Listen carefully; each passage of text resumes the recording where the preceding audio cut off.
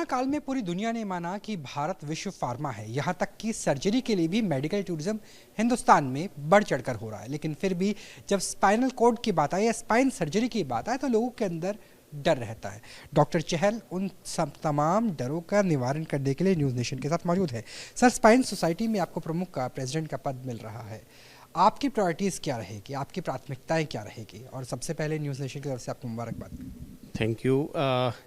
जैसे आप जानते हो कि स्पाइन सर्जरी डर तो है, और वाकई ही डर सही है कि अगर स्पाइन सर्जरी की कॉम्प्लिकेशन इतनी भयंकर है कि अगर गलत हो जाए तो मरीज़ की ज़िंदगी में बहुत बड़ा फ़र्क आ जाता है। इसीलिए सोसाइटीज़ इसीलिए बनाई जाती हैं कि बच्चों को, नेक्स्ट जनरेशन को, नेक्स्ट सर्जन को एक अच्छे सेफ़ तरीके से ट्रेनिंग दी जाए। जो ये कॉन्फ्रेंसेस होती है, जैसे ये हमारी एनुअल कॉन्फ्रेंस चल रही है 2 दिन की, इसका थीम देखा जाए कॉम्प्लिकेशंस इन स्पाइन सर्जरी। मतलब हम सिर्फ कॉम्प्लिकेशन पे बात करेंगे। नॉर्मली सर्जन बात करते हैं या कोई मीटिंग में करते हो तो आप अपनी अच्छी अच्छी चीज़ें बात करते हो, आपने अच्छा क्या किया। हम इसमें डिस्कस करते हैं कि अगर ख़राब हुआ तो क्या होगा। तो इसीलिए ये 2 दिन के लिए पूरा ट्रेनिंग प्रोग्राम है। पूरे इंडिया से स्पाइन सर्जन सिखाने के लिए आए हैं, सीखने के लिए आए हैं। बांग्लादेश से आए हैं, नेपाल से आए हैं, जूम के ज़रिए अमेरिका से, कनाडा से, ऑस्ट्रेलिया से सर्जन्स अपना योगदान दे रहे हैं।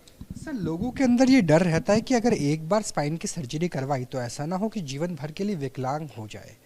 अब भारत में बहुत सारी सर्जरीज हो रही है। अमेरिका से, बाकी देशों से हम कहाँ कंपेटेबल हैं और क्या कुछ हम सीख ले रहे हैं? देखो, सर्जरी कोई भी हो जाए गलत तो उसका नतीजा तो ख़राब होता है। एंड स्पाइन सर्जरी का वाकया ही सही बात है कि अगर नर्व डैमेज हो जाए तो ज़्यादा ख़राब होता है। दूसरे देशों से कंपेयर किया जाए तो हम उनसे बिल्कुल भी पीछे नहीं हैं। मैं कहूँगा कि हमारा एक्सपीरियंस उनसे ज़्यादा है। हमारी पॉपुलेशन बहुत ज़्यादा है। हम जो रिसोर्सेस, लिमिटेड रिसोर्सेस में काम कर रहे हैं, हम उनसे ज़्यादा बेटर आउटपुट दे रहे हैं।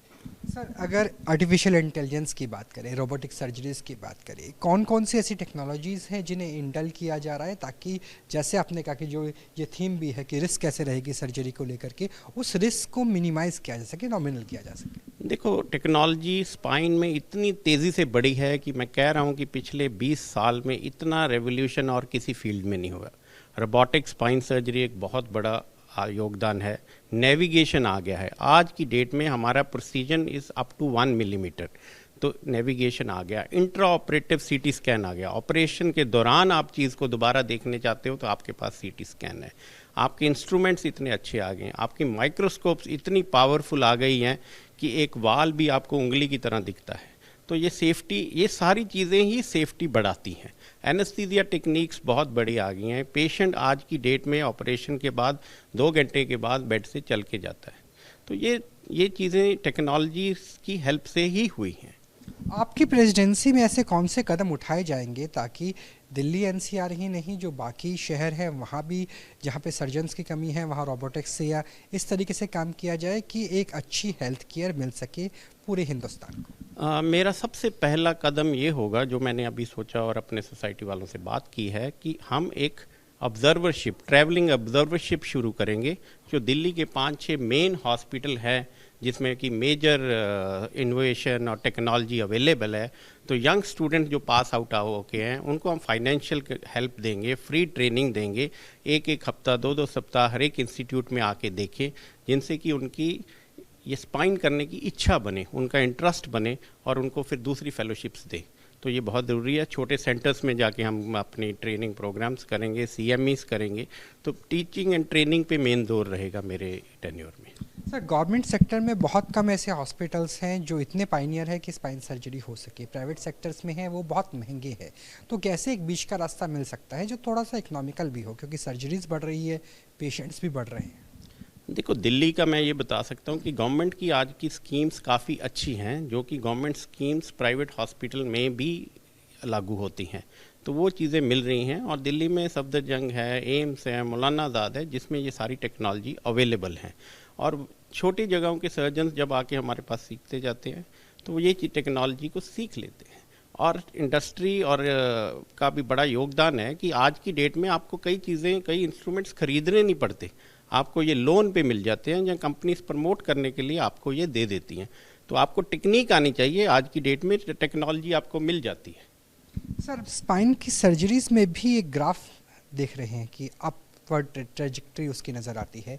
क्या वजह है, क्या बीमारियां ज़्यादा हुई है या इलाज बेहतर हो पाए इसलिए स्पाइन सर्जरी की जा रही है? पहले की नहीं जाती थी, क्योंकि अब काफ़ी ज़्यादा सर्जरीज होने लगे, किन बीमारियों से ये एसोसिएट है? इसका श्रेय जाता है कि हमारा जो लॉन्गेविटी बढ़ गया, हमारा जो पहले की 40-50 साल एज लिमिट होता था, आज की डेट में 70-80 साल तक जीता है। और कुछ चीज़ें वेयर एंड टेयर होती है, जो स्पाइन में, जैसे आप सीधा खड़े होते हो, डिस्क डिजनरेशन होता है, आप एक्सरसाइज कम करते हो, तो जो एज रिलेटेड चेंजेस होती हैं जो कि आपके लाइफस्टाइल को थोड़ा डिसेबिलिटी करते हैं, जो कि सर्जरी करके या एक्सरसाइज करके हम ठीक कर देते हैं, इस चक्कर में बढ़ती है। दूसरी चीज़ जो बढ़ती हैं, इन्फेक्शंस बढ़ रही हैं, ट्यूमर्स बढ़ रहे हैं, कैंसर की बीमारियां बढ़ रही हैं जो कि स्पाइन को भी इफ़ेक्ट करती हैं। इसलिए बड़ा ज़रूरी है कि ये चीज़ें जो कि दूसरे अंगों को भी इफ़ेक्ट करती है तो स्पाइन को भी करती है। और दूसरी बात है कि एक्सरसाइज और अवेयरनेस बहुत कम है। जैसे आज की डेट में कहा जाता है कि सिटिंग इज़ न्यू डायबिटीज़, सारा दिन बैठे रहते हैं, कंप्यूटराइज्ड काम आ गया, टीचर्स, अब लाइफस्टाइल डिजीज़ेस आ गई। जैसे मेडिकल पे डायबिटीज़ है तो स्पाइन में बैक पेन एक लाइफस्टाइल डिजीज़ आ गई। तो स्पाइन के लिए कौन सी एक्सरसाइज आप रिकमेंड करते हैं ताकि जो यूथ है वो कम से कम करे, और जो आपने कहा कि ओल्ड एज में जाके होती थी वो अर्ली एज में ना हो? तो हर स्पाइन के हर एक पार्ट के लिए डिफरेंट एक्सरसाइजेस है, हर एक की मसल एनालिसिस किया जाता है कि कौन सा कहाँ वीक है, कहाँ मूवमेंट कम है, और उसको रिहैबिलिटेशन और ट्रेनिंग प्रोग्राम में डाला जाता है। न्यूज़ नेशन को वक्त देने के लिए बहुत बहुत शुक्रिया।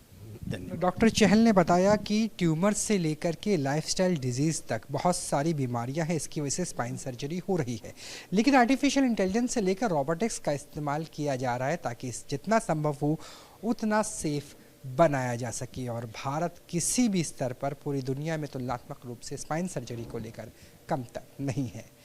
आप बिल्कुल ठीक बोल रहे हैं। एक मिथ्या है कि स्पाइन सर्जरी करवा लोगे तो ज़िंदगी भर के लिए फिर नॉर्मल लाइफस्टाइल पे नहीं आ पाओगे। जैसे मैंने बोला, ये मिथ्या है, इसके पीछे कोई एविडेंस नहीं है।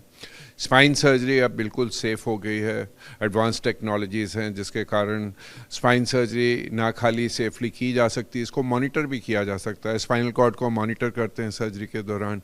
एक्सपीरियंस बढ़ गया है, लोग ट्रेंड हो गए हैं, स्पाइन सर्जरी की अलग से फेलोशिप होती है। तो ठीक है, स्पाइन सर्जरी के कॉम्प्लिकेशंस हो सकते हैं कुछ, बट जब स्पाइन सर्जरी की ज़रूरत हो तो स्पाइन सर्जरी ना कराने के ज़्यादा दुष्परिणाम हो सकते हैं, ना कि स्पाइन सर्जरी कराने के। सर, अगर रोबोटिक्स या एआई की बात करें, किस तरह से टेक्नोलॉजी इन्हेंसमेंट हो रही है ताकि सेफगार्ड बनाया जा सके? देखिए, स्पाइन में आपने जैसे बोला, जो मिथ्या क्यों है लोगों में, ये इसलिए है क्योंकि यहाँ प्रिसीजन की बहुत ज़रूरत होती है।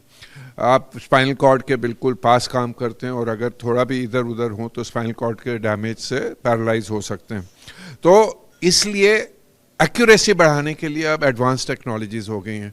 पहले तो हम सियाम गाइडेंस में स्क्रूज डालते थे, फिर उसके बाद ओआर्म नेविगेशन आया जिसमें एक तरह का सीटी स्कैन हम टेबल पे करके नेविगेशन टेक्नोलॉजी से डाल सकते हैं। आज की डेट में रोबोटिक